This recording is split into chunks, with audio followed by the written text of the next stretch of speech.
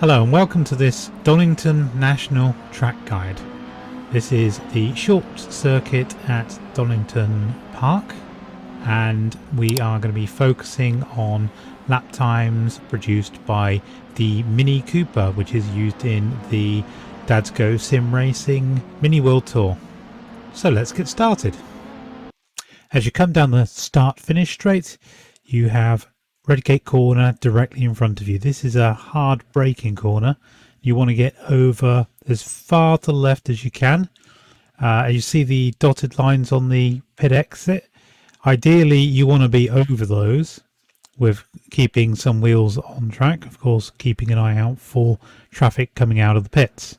The braking zone here is just before the dotted lines. So as you see the green triangle come to a point at the dotted lines, that's where you want to brake for Redgate corner in the Mini.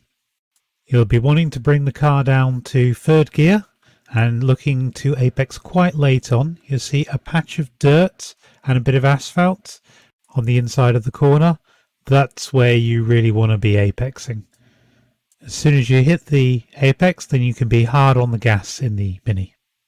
On the exit of Redgate, you will see some grasscrete. You can use some of that and all of the curb. The Craner curbs are easily flat as long as you hug the curbs. As you come towards the old hairpin, you want to start braking just after the curbing ends on the right hand side of the track, and you want to be over as far left as you can get. So as soon as you can see the curbing end, start to brake. And you want to brake pretty early here because you want to be accelerating as you come up to the bend.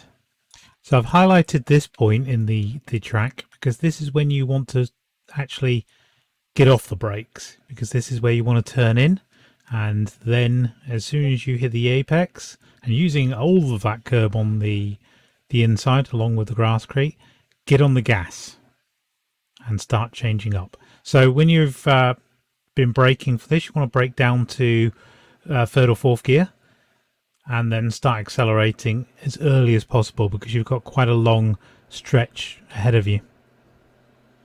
So you can use all of the curb on the exit of the old hairpin, but be aware that you want to get back over to cheat on the next corner a little bit. On the corner after Starkeys Bridge, you can take all of that curb and a little bit more. So you can get right onto the edge of the concrete there, just keeping those two wheels in contact with the track surface. Then you want to start heading over to the right of the track to catch up with the curbing on the right hand side before you come into Mcleans. As you approach Mcleans, you want to be right on the curb on the left hand side of the track, and you want to be braking just after or at the marker board that we can see here. The exit is a little blind as you come towards the apex as it's going up a crest, but you can try to get a late apex. You can see here it's a little difficult to find a marker, but it's as the gravel starts to come in on the surface on the right hand side of the track. You can take a little curb here, but too much and it will unsettle the car. As for the exit, you can take as much curb as you wish and a little bit of the grasscrete in order to get traction and get onto that throttle as early as you can. The next corner of note is Coppice, which is a double right-hander. You want to be braking several car lengths before the corner, and again this is one that you want to try and get on the brakes early on. It's a much harder one to judge the braking point, but it's hard to see in this image, but it's just as you come over the crest.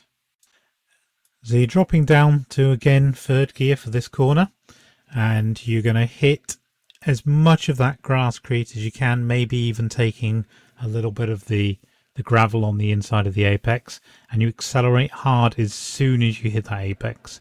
For the second apex of this corner, you're just trying to keep as tight as you can without scrubbing too much speed, and you're still hard on the throttle towards the next straight.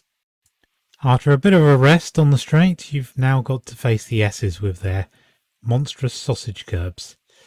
Now here, Again, you're going to try and brake quite early on.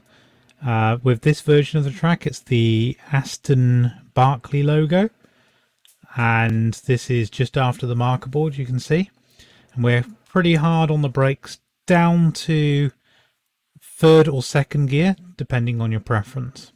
We take quite a late line into the first corner of the Esses, and we can hit the sausage curb a little bit, but not too hard.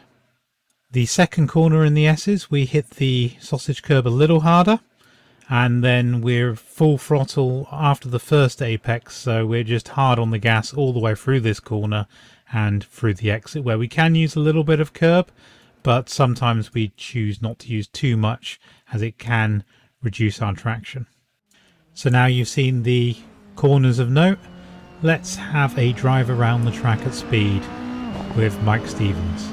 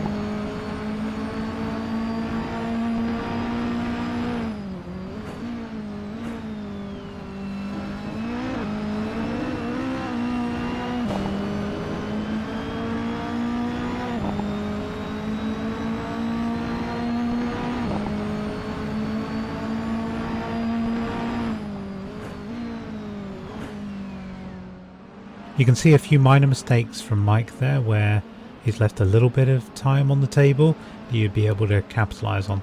That lap was a late 1:14, so I believe we probably have a much earlier 1:14 or 1:13 in our pocket. I hope you've enjoyed this track guide, and if you would like to see more, please like and subscribe to this channel and leave a comment, maybe with some feedback on how we can improve. Thank you.